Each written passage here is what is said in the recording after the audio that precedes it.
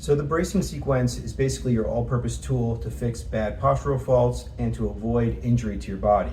There's 4 verbal cues and I'm going to go through them now.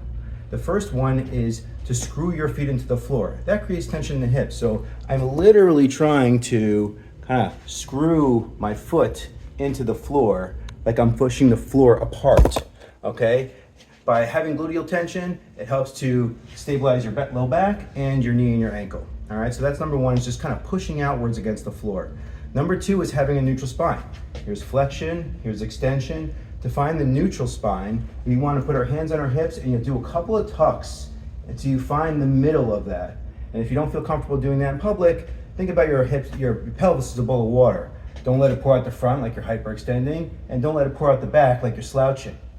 The third thing is having intra-abdominal tension, okay? So if I put my hands on my ribs here and I breathe into my ribs, that's creating tension around here. I'm not chest breathing. And when you breathe in and you hold it, it's like having somebody who's gonna punch you in the stomach, you'd be ready to take it. Same thing if you go to lift an awkward object or a barbell from the ground. Now you don't have to be 100% tension, but 20% tension when you're not lifting something. And then the last thing is shoulder position in your head. You should have your shoulders always hanging down towards your butt. You should never kind of be like this or letting your shoulders creep up to your ears. Last thing, make an L with your hand and just retract your chin behind it. If you're in forward head carriage a lot, it's just going to perpetuate that neck pain into your neck and your shoulders. So one more time, you're going to screw your feet to the floor, rib cage over pelvis, 20% abdominal tension, and then shoulders down, head on top of shoulders, and you're allowed to shift from side to side if you need to. And those are the basics of the bracing sequence.